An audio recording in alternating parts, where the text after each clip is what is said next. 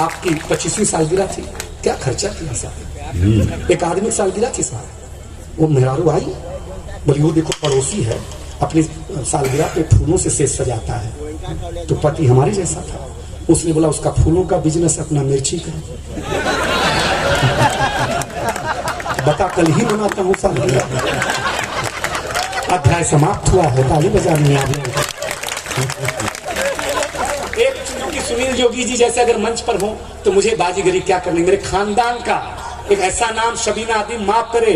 राजनीति और TV channel ये नहीं बनाते कि रामलला का कपड़ा आज भी जो 3 नाम बनाते हैं उसमें एक नाम महबूब का है। ये राजनीति नहीं बताती, ये चैनल नहीं बताते। 3 नाम है जो वर्षों से रामलला का कहीं न कहीं कपड़ा बना रहे हैं। हिंदुस्तान यही है कि राम अगर पैदा हो तो हिंदू के घर पैदा हो, और उनका पालन पोषण, उनका कपड़ा अगर कोई बनाए तो मुसलमान बना दे, तो लगता है कि हिंदुस्तान ऐसे भला बन गया। क्या बात है, क्या बात है, वाह वाह वाह। तुषार सुनी मैं पहली बार मिला, बहुत अच्छा लगा, बहुत अच्छा। मंच इंतजार करता है ऐसी खुशबुओं का जिसमें इत्र खूब हो, जिसमें मित्र खूब हो। मैं हंसाना तो ठीक ही है। एक अंग्रेज आया, बोला क्या तुम्हारा हिंदुस्तान? हम तुलसी अम्मा के पास ले गए। हम कहे हमारी माता है, तो बोला तुम्हारी अम्मा है? उसने उखाड़ करके पत्ते पत्ते अलग कर दिए, बोले ये तुम्हारी माता। अब मेरे अंदर का बिहार जगा। हम उसको एक खुजली के पेड़ के पास ले गए। हमका पिताजी से मिलो। उसने पिताजी को उखाड़ा। पिताजी ने ऐसा कार्यक्रम दिखाया, ऐसा कार्यक्रम दिखाया ऐसा। उसके बाद से ही सारे अंग्रेज लाल पैदा होने लगे, पहले काले पैदा हुआ करते थे।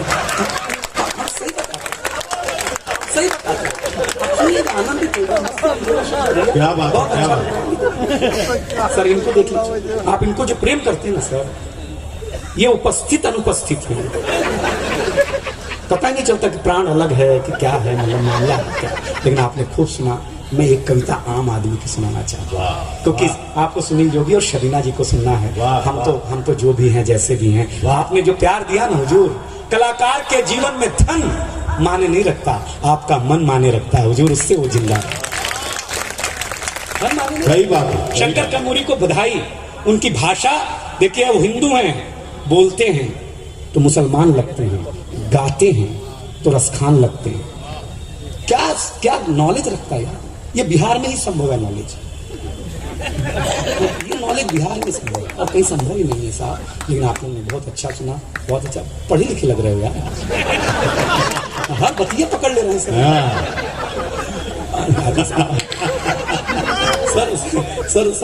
सर बाबू भैया आप प्रवक्ता, हम सही बताएं, आप इतने खूबसूरत हैं, अच्छा लगा आपको देख करके। हम पहली बार सर हमारे बाप हमारे को जमा कराने लगे। पहले जमा ही होता था, अपने मन से कौन जाता था? जो अपने मन में जाता था, हाँ स्कूल में पहले जमा कराने लगे, तो जो अपने मन से कौन जाता था? जो अपने मन से जाता था वो सभापति बनता था।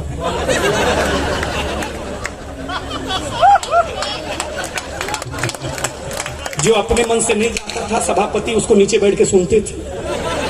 हम अपने मन से नहीं गए हुए आदमी देखे सुन रहे, नहीं सुन रहे, ताली बजाइए यार, ये कभी की हिम्मत।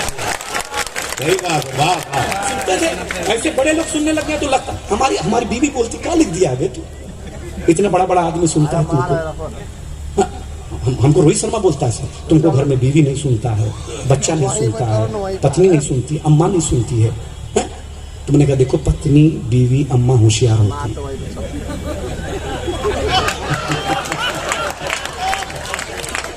समझने की कोशिश करिएगा, सारे समझाएंगे और करने में। तो सर हम सही बता, पहले दिन ही ऐसे स्कूल में खचाखच बच्चे देखे, खचाखच शंकर भैया, खचाखच। हैरान, हमारे गोरखपुर में बच्चे होते ही नहीं, सीधे बात। एक बड़े को खड़ा किया, बच्चे को खड़ा किया। सर मिश्रा सर सही बता रहे, बच्चे को खड़ा किया। आप बुरा नहीं मानेंगे ना, हम मजाक कर सकते हैं, मतलब कर सकते हैं। हमको एक दुबे जी टकरा गए, तो हमने ज्ञानवश पूछा, ठाकुर साहब आप दुबे की? बोले एक हमारे यहाँ माँ थी, एक हम थे, हम दोस्त हुए तो हम डूबे। तो बगल में तिवारी जी उठे,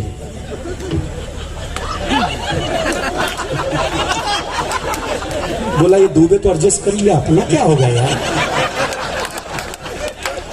रास्ते में चौबे जी दिख गए, बोले उधर मत जाना, डूबे ने बड़ी खतरनाक चर्चा खोल दी है। मैं सही बताता हूँ, नहीं वो छोड़ दीजिए। हाँ तो आनंद सर हम ऐसा बॉर्डर पे ले जाके रखते हैं ना कि आपको लगता फिसलेगा, लेकिन फिसलेगा नहीं सर। हम राजनीति से ज्यादा होशियार आदमी हैं। लेकिन आप सर सही बता, खचाखच बच्चे देखे, बच्चे को मैडम खड़ा किया, बताओ तुम्हारे प्रदेश का मुख्यमंत्री कौन? बच्चा बोला रामलाल यादव। इंस्पेक्टर बोला ये कौन है? लड़कवा बोला हमारे बाप का नाम है, 5 साल से घर नहीं आए तो मुझे लगा यही होंगे। सही बता रहे हैं आपको, टेंशन में आ गया। उसने कहा तुम्हारे प्रदेश का मुख्यमंत्री का नाम नहीं मालूम है? कैसा लड़का है? लड़का बोला मास्टर जी ज्यादा बड़बड़ मत करो, असली बात यह है कि मुस्लिम स्टूडेंट है ही नहीं, हम तो यहाँ भेड़ बकरी चरा रहे थे। ये मास्टर जी आए, बोले क्लासरूम में बैठ जाओ, शाम को 10-10 रुपया मिलेगा। अब ये बताओ तुम दोगे कि कोई और देगा? उसका माथा खराब हो गया, उसने मास्टरवा को डांटना शुरू किया, क्या करते हो, बच्चे असली नहीं है। मास्टर ने कहा देखो सब असली तुम खुदा ही नहीं, असली हमारे चाचा जी हैं, मुकदमा लड़ने गए हैं। उन्होंने बोला जा संभाल दे, संभालने चक्कर में हम पहली बार आए हैं। अब उसका माथा और गर्म, बोले बच्चे असली नहीं, मास्टर असली नहीं। तो हेडमास्टर की कैबिन में गया, किस बात की सरकार तनख्वाह देती है? बच्चे असली नहीं है, मास्टर असली नहीं है। हेडमास्टर साहब ने 10,000 की गड्डी निकाली, इंस्पेक्टर के हाथ पे रखी, बोला देखो साहब असली तो हम भी नहीं, असली मेरा बड़ा भैया है, वो खेत में काम कर रहा है। उसने बोला कि इंस्पेक्टर आएगा, उसके हाथ में 10,000 की नोट रख देना, बिना कुछ बोले सारी फाइलों पे साइन करके निकल जाएगा। अगला व्यंग अच्छा लगे तो सीतामढ़ी माँ सीता के आंचल से उछाल करके आशीर्वाद मुझे फेंका। इंस्पेक्टर ने 10,000 रुपया लिया और बोला देखो ये तो मैं था कि जो 10,000 में मान गया, कहीं असली वाले साहब आते।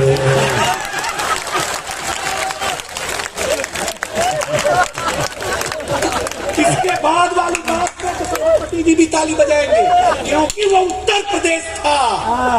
तो हेडमास्टर ने इंस्पेक्टर से कहा इंस्पेक्टर साहब आपको समझना चाहिए, जिस स्कूल में इतनी सारी चीजें नकली हूँ, वहां मैं नोट असली कैसे?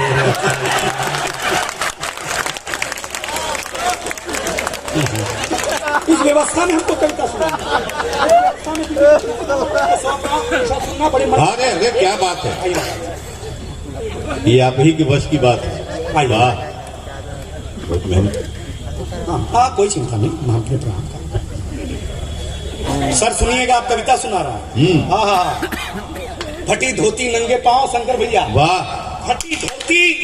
अब मैं आम आदमी का दर्द, अब तक आपके ओठों पे हंसी लाया, अब दर्द गाना चाहता हूँ, क्योंकि हंसी कम समय तक याद की जाती है, दर्द बहुत लंबे समय तक याद किया जाता है। दर्द के चलते हम भी याद किए जाएंगे। फटी धोती नंगे पांव एक मजदूर तहसील में जाके बोला हुजूर जन्म का प्रमाण पत्र चाहिए। अधिकारी बोला कब पैदा हुए थे बताइए। मजदूर बोला हुजूर उस साल पैदावार बहुत कम हुई थी, क्योंकि खेत में बहुत चूहे थे। अम्मा बताती हैं कि रामधनी की बछिया और हम दोनों एक ही दिन पैदा हुए थे। अगर जो गांव के लोग हैं इस दर्द को सुनेंगे, रामधनी की बछिया और हम दोनों एक ही दिन पैदा हुए थे। अधिकारी बोला अरे भाई प्रमाण चाहिए, जाइए किसी से लिखवा के लाइए। मजदूर बोला हुजूर कुछ कीजिए ना, बिना प्रमाण के ही बना दीजिए ना, बिना प्रमाण के ही बना दीजिए ना। अधिकारी बोला तुम गरीब जनता हो, बड़ी भोली हो, इस देश में राम को जन्म का प्रमाण पत्र देना पड़ा, तुम किस खेत की मूली हो? वाह वाह, इस देश में राम को जन्म का प्रमाण पत्र देना पड़ा, तुम किस खेत की मूली हो? हुजूर ऐसी सोच रखने वाले पाषाण हैं, राम तो अपने आप में खुद एक प्रमाण है, बना दीजिए ना दया खा के। अगर बना दिया ना तो राम जी का दर्शन करूंगा अयोध्या जाके। मजदूर बोला तो अधिकारी बोला तो एक बात सुनो ध्यान से, खास करके देवेश सर को एक कविता सुना रहा हूं, क्योंकि मैंने 2 दिनों में उतनी चिट्ठियों पर उनका समाधान देखा तब। अधिकारी बोला तो एक बात सुनो ध्यान से, जाओ लिखवा के लाओ प्रधान से। हुजूर प्रधान उनके पास नहीं जाएंगे, अगर गए तो फिर वापस नहीं आएंगे। वापस नहीं आएंगे इसका मतलब समझाएंगे? अरे हुजूर अम्मा बताती हैं वो हमारा शौचालय खा गए, वो हमारा आवास खा गए, उन्हीं के चलते हम इस हालात में आ गए। ये सब हुजूर उन्हीं की मेहरबानी है, हम उन्हीं की लिखी हुई एक कहानी है। वाह वाह वाह वाह, हुजूर ये सब उन्हीं की मेहरबानी है, हम उन्हीं की लिखी हुई एक कहानी है, एक कहानी है। हाँ अरे हुजूर, आपके सामने ये गरीब, ये फटा धोती पहना हुआ, नंगे पांव, बेवाई फटी हुई आदमी हाथ जोड़ेगा।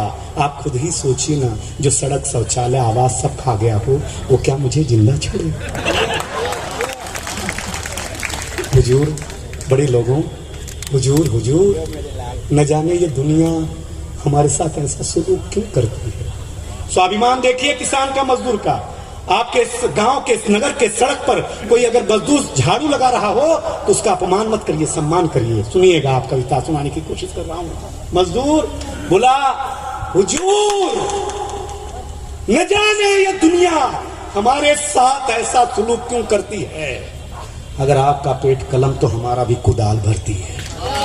वाह मेहनत से खाते हाथ कुदाल भरती है। इतना सुनने के अंतिम दो पंक्तियां मैं अपनी जगह ले रहा हूं। अगर मैंने आपके दिल पर ठीक ठीक मोहर लगा दी हो तो मुझे ऐसी विदाई चाहिए कि मेरी बेटी, मेरे बच्चे, मेरा परिवार, मेरा कवि कुनबा, मेरी दीदी, सारे लोग कहें कि मेरे लाल, सरस्वती के अलावा तुझे जनता भी प्यार करती है। देखिएगा, मन से सुनेगा। अंतिम दो पंक्तियों में शंकर भैया कहना चाहता हूं, इतना सुनने के बाद, देवेश सर आपके चरणों में पंक्ति, इतना सुनने के बाद उस अधिकारी की आंखों में आंसू, हाथ में कलम के रूप में एक शस्त्र था, और 2 मिनट के भीतर उस मजदूर के हाथ में जन्म का प्रमाण पत्र था।